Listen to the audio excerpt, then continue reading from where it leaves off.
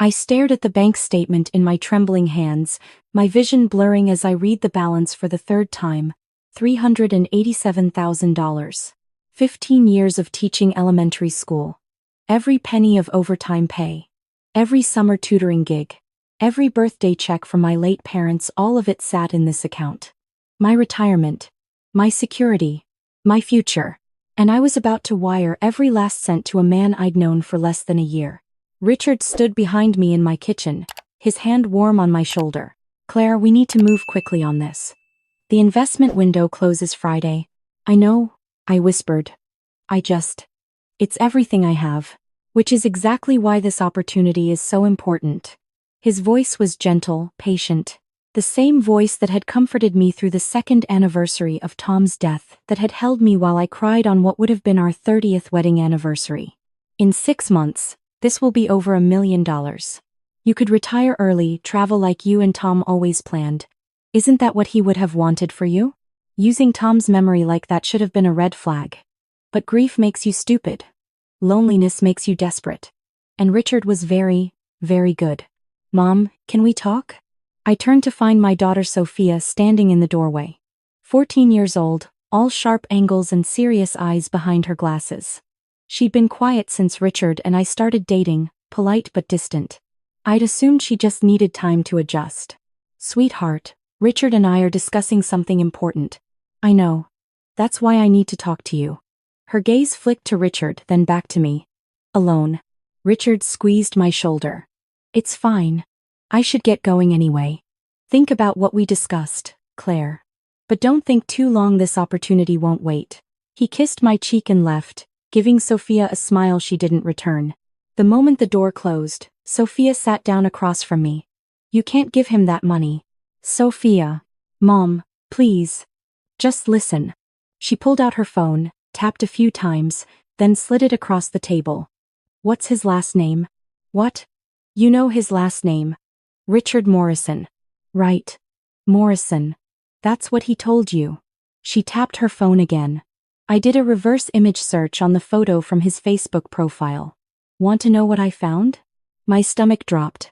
What are you talking about? That photo appears on a stock photography website. It's a model. The guy in the picture isn't even him. I mean, it looks like him, but it's professionally taken, and it's been used on 3 different dating profiles with 3 different names. People use old photos sometimes. Or maybe someone stole his picture. Mom. Sophia's voice was sharper now. I know you want to believe him, but I've been tracking inconsistencies in his stories for 2 months. Do you remember when he said he grew up in Seattle? Last week he mentioned his high school football team in Portland. When you asked about his consulting business, he said he worked in commercial real estate. But on his LinkedIn, which I found under a different name, it lists him as a financial advisor. Except that license expired in 2019, and there's a complaint filed against him in Arizona. I felt cold. How did you? When did you? I started paying attention when he moved into our house. Mom, you don't really know him. You met him 8 months ago on that dating site. He's been slowly isolating you. Have you noticed you barely see Aunt Rebecca anymore? Or your book club friends? I had noticed. Richard always had a reason why we should skip book club, why family dinners were stressful, why I needed to protect my peace. I'd thought he was being protective. He's been setting this up from the beginning, Sophia continued. Getting you comfortable with the idea of him managing money, talking about investments, building trust. This final ask, the big wire transfer, this is what he's been working toward. You're 14, I said, but my voice sounded weak even to my own ears. How do you know all this? Mom, I've been teaching myself data analysis and digital forensics since I was 12. Remember when I placed second in the state math competition? The patterns in financial fraud are they're math problems. Predictable. And Richard fits every single pattern. I wanted to argue. I wanted to defend him. But Sophia opened her laptop and showed me spreadsheet after spreadsheet. Transaction patterns from his credit cards. She'd somehow accessed public records of his previous addresses. 3 different women in 3 different states, all of them around my age, all of them widows or divorcees. All of them had filed police reports for fraud. This is his 4th try that I can confirm, Sophia said quietly.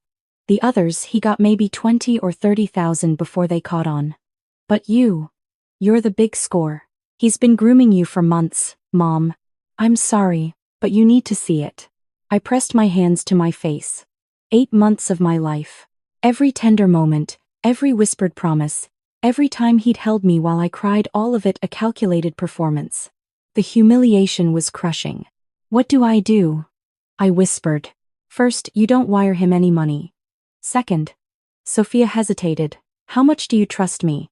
I looked at my daughter. Really looked at her. When had she gotten so tall? When had her eyes become so clear and certain? Completely, I said. Then let me handle this. I should have asked what she meant. I should have been the parent, the protector. But I was drowning, and my 14-year-old daughter was the only one offering a lifeline. Okay, I agreed. The next morning, I called my bank and placed a hold on any wire transfers from my account. The customer service representative walked me through setting up additional authentication requirements. I felt more in control just taking that one step. Then I called Richard and told him I needed a few more days to think about the investment. He didn't like that.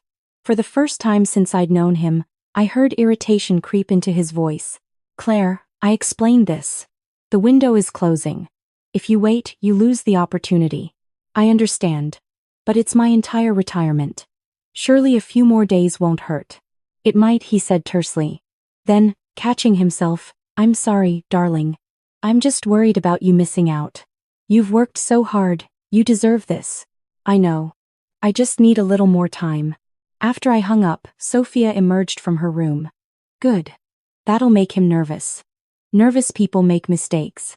What are you doing? I asked, watching her settle at the dining room table with her laptop. Right now? I'm documenting everything. Screenshots, recordings, timeline of events. Later, I'm going to contact his previous victims. Sophia. Mom, trust me. Please. So I did. I went to school, taught my second graders, came home, and watched my daughter work with an intensity that was both impressive and frightening. She barely ate dinner. Her eyes stayed locked on her screen. On the third day, Richard showed up at the house unannounced. We need to talk, Claire. I let him in, my hands shaking. Sophia was supposedly at the library, but I knew she was actually at her friend Mia's house, coordinating something I didn't fully understand. The investment opportunity is gone, Richard said flatly. You waited too long. Oh, I'm sorry. But I have another option. Smaller return, but still good. I need 50,000 by tomorrow to secure your position. 50,000. Not the full amount, but enough to hurt. This was the pivot Sophia had predicted. When the big ask fails, they downsize, make it seem more reasonable. I need to think about it, I said. His mask slipped further. Think about it? Claire, I've spent months helping you understand these opportunities. I've been patient with your grief, your hesitation, your need to process everything at a glacial pace. The least you could do is trust me. I do trust you, I lied. I just need to talk to my financial advisor first. You don't have a financial advisor. I'm going to get one. Just to review everything, make sure I understand. Richard stood abruptly. You know what? Maybe this is a sign. Maybe you're not ready for the kind of future I was offering you. Maybe you're too damaged from losing Tom to ever really move forward. He left without another word. I locked the door behind him and burst into tears. An hour later, Sophia came home. What happened? I told her. She listened, her expression hardening with each sentence. Good, she said when I finished. He's panicking. That's exactly what I need. Sophia, what are you planning? She sat down next to me. Mom, do you remember when you taught me that the best way to handle a bully is to make sure everyone knows what they're doing? Expose them so they can't hurt anyone else. This isn't the playground, sweetheart. No, she agreed. It's worse. Which is why I've spent the last 3 days building a case that even the police can't ignore. Over the next week, I watched my daughter orchestrate something that seemed impossible for someone her age. She'd contacted Richard's 3 previous victims, women in Arizona, Nevada, and Colorado. She'd walked them through recovering what evidence they still had, helped them file supplementary reports with the FBI's Internet Crime Complaint Center. She'd created a comprehensive timeline of Richard's movements, his various identities, his patterns, but she didn't stop there. Sophia had also discovered that Richard, whose real name was actually Marcus Chen, was currently running the same scheme on two other women, one in Sacramento, one in Eugene. She'd found them through the same dating site, matched his profile patterns, his messaging style. I created a fake profile, Sophia explained. Used AI to generate a photo of a woman in her 50s. Within 2 days, he'd messaged her. The conversation followed the exact same script he used with you, Mom. Word for word in some places. How did you? I recorded him. Every conversation he had with you when he thought you were alone. I'd placed my old phone in the living room, set to voice activate. I know I should have asked permission, but, Sophia. I stopped her. How did you know to do all this?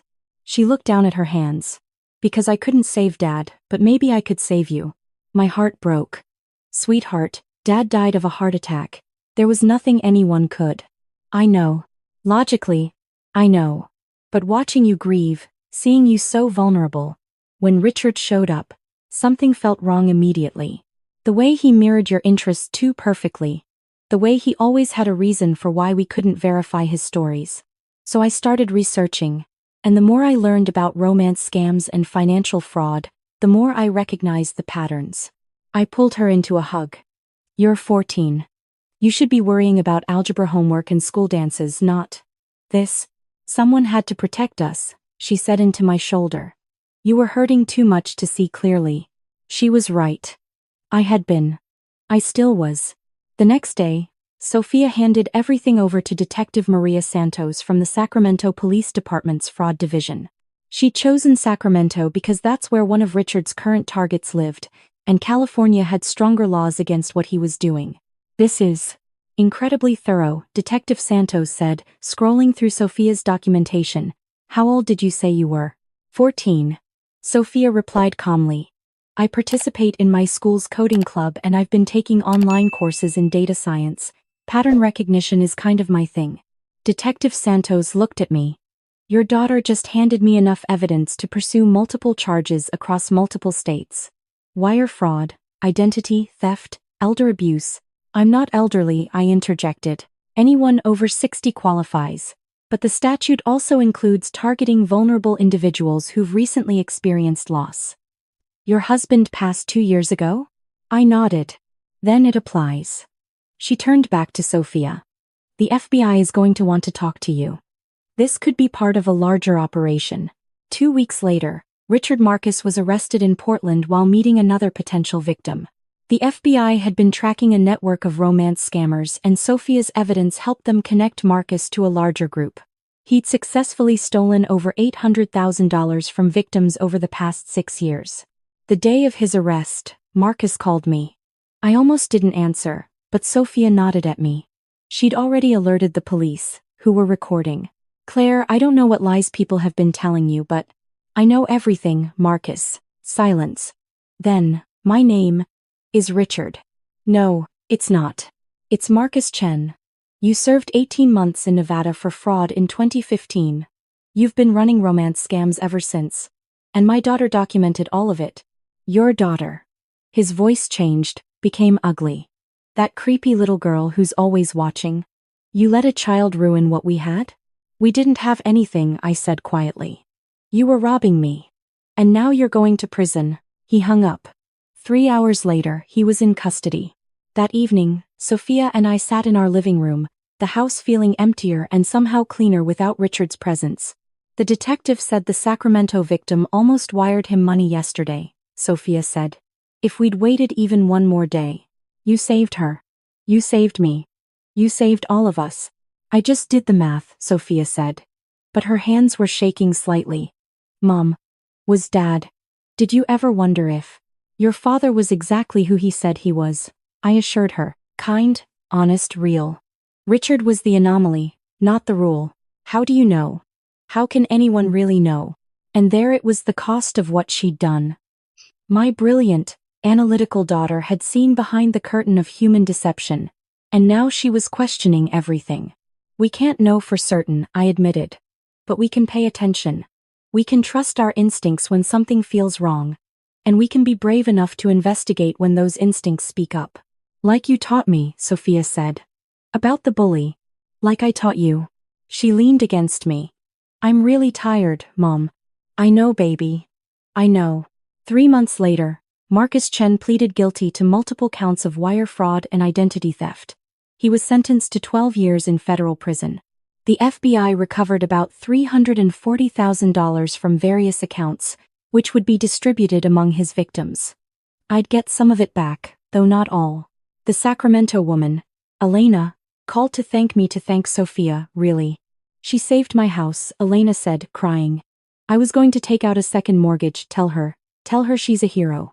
I relayed the message to Sophia, who was doing homework at the kitchen table. I'm not a hero, she said without looking up from her calculus. I just saw a pattern and followed it to its logical conclusion. Sophia. She finally looked at me. What? Are you okay? Really okay? Because I've been thinking. Maybe we should talk to someone. A therapist. What you went through, what you saw. I saw that people lie. I saw that trust has to be earned, not freely given. I saw that you can't always rely on adults to protect themselves, let alone you. She pushed her glasses up. And I saw that I'm pretty good at protecting us myself. That last part worried me. You're 14. Protection is my job. You were grieving. You get a pass. No, I don't. And neither do you. I sat down across from her. What you did was brave and brilliant.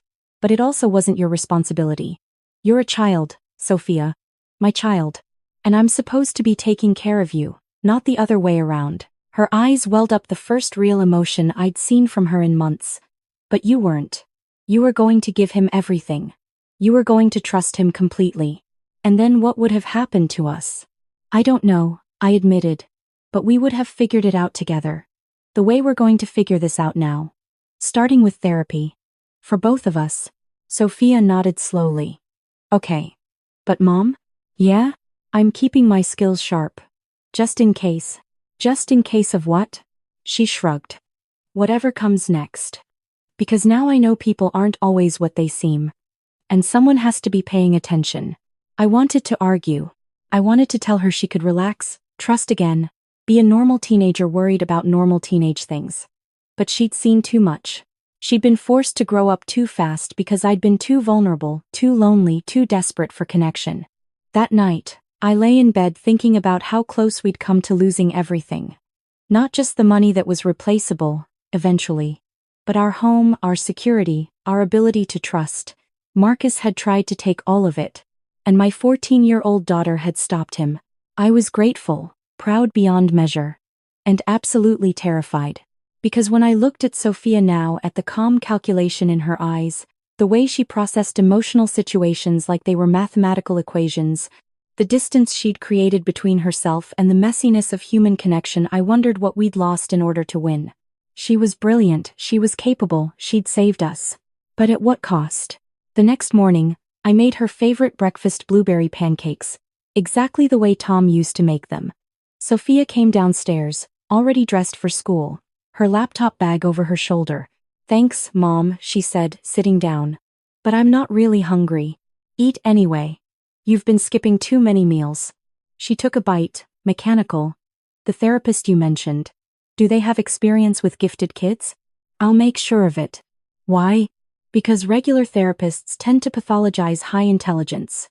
They see someone who processes information differently and they want to fix it, make them more normal. She used air quotes around the word, but I'm not broken, Mom. I'm just aware. Aware of what? Everything. She met my eyes. The patterns in human behavior. The mathematical probability of deception. The fact that emotional connection creates vulnerability, and vulnerability creates opportunities for exploitation. My chest tightened. Sophia, not everyone is like Marcus. Statistically, most people aren't. But some people are. And without data, without analysis, how do you know which is which? You trust.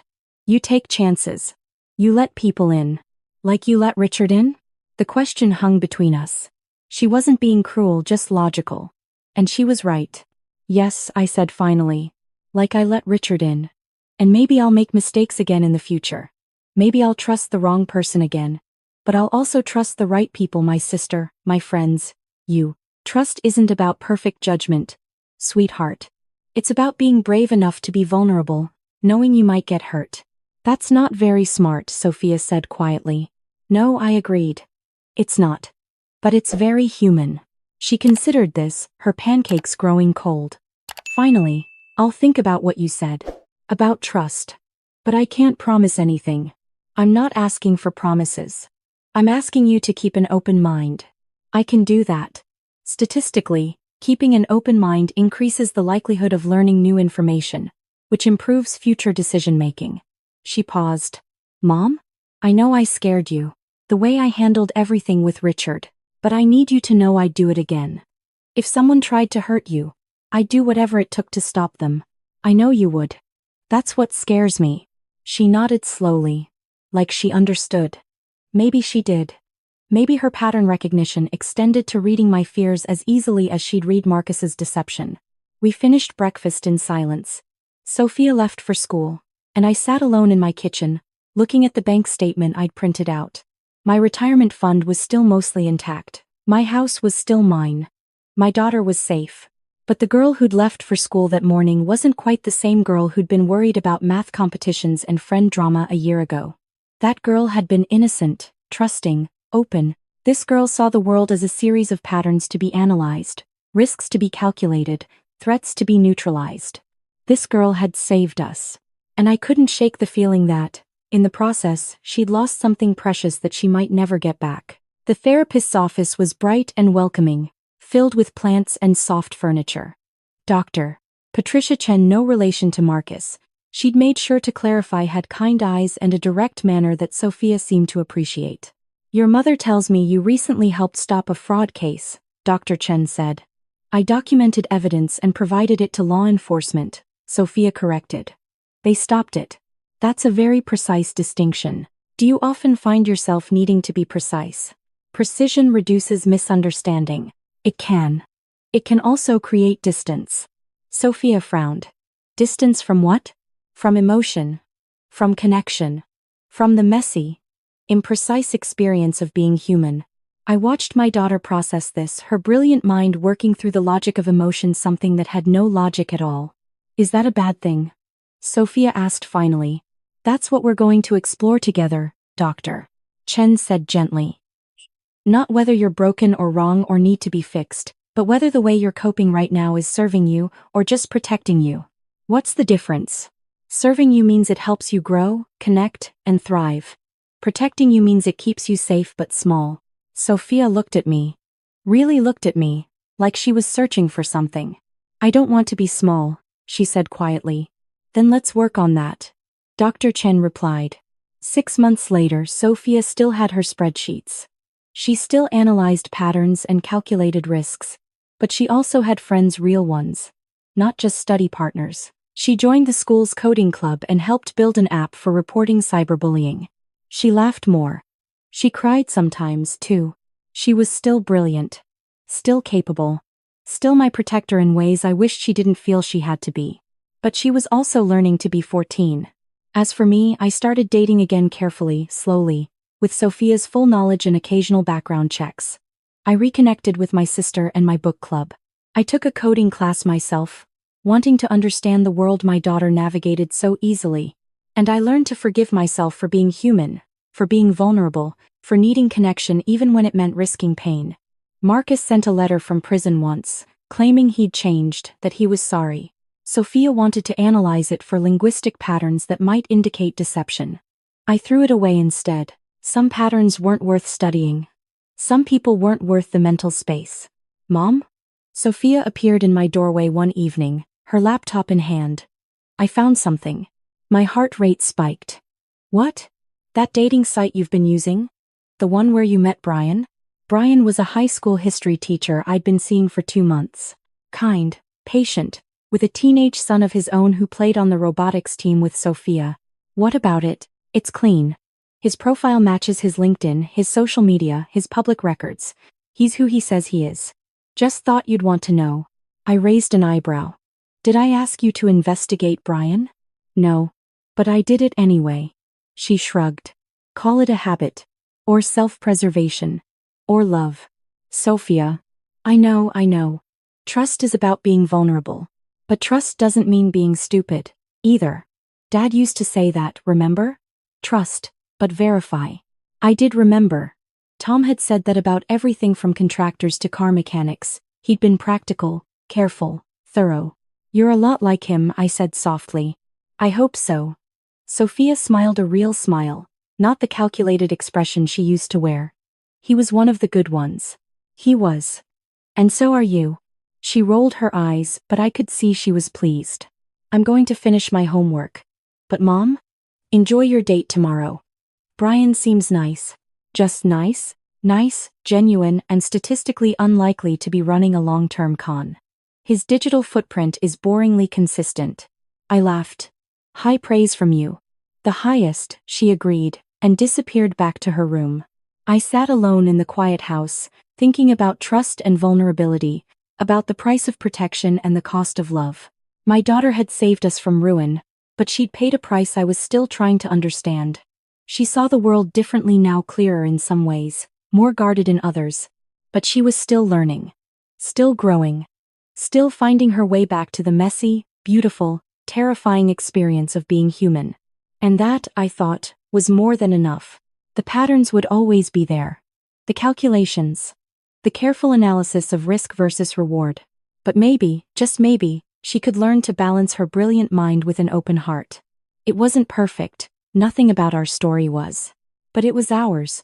And we were still here. Still together. Still learning how to trust again, one careful step at a time. That had to count for something.